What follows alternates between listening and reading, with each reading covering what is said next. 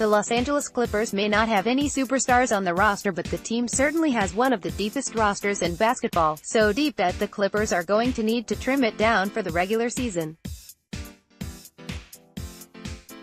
On Wednesday, the Clippers opted to match the 2-year offer sheet that the New Orleans Pelicans agreed to with forward Tyrone Wallace. This was a very surprising move to some, considering the two sides did not agree to a deal after 2 months and the Clippers were already over the roster limit. With Wallace now back on the roster, the Clippers have a roster of 17 players, 2 players over the maximum of 15. Thus, the team is going to have to select 2 players to sit out that will still get a paycheck from the Clippers. It's certainly good to have depth, however, this much depth is only going to cost the Clippers an unnecessary amount of salary. Thus, the most logical move for the Clippers is going to be to try and work out a move.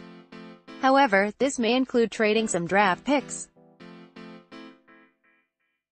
The Clippers are stacked with 3 second-round picks in the 2019 NFL Draft, so the team does have the ammunition to make this happen.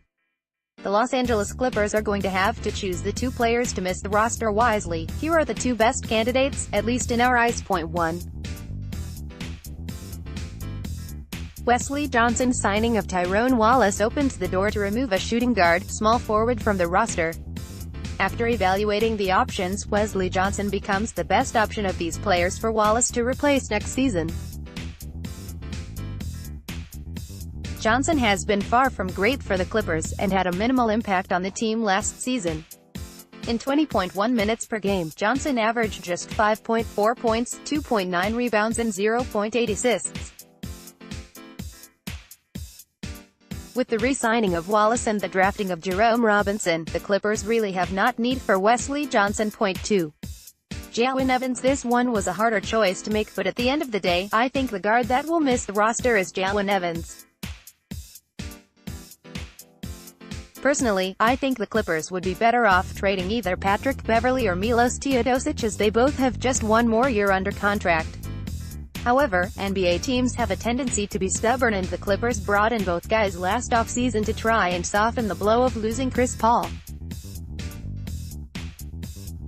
It's hard to see the Clippers front office give up on those moves and go with a second-year guard that isn't proven in the league.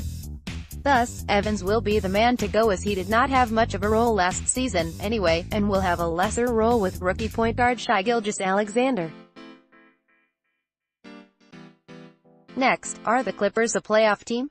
At the end of the day, it might not be the right move, but it will be the move the Los Angeles Clippers make. If Teodosic or Beverley get traded, it will be at the deadline, once the team realizes that this is not a playoff team.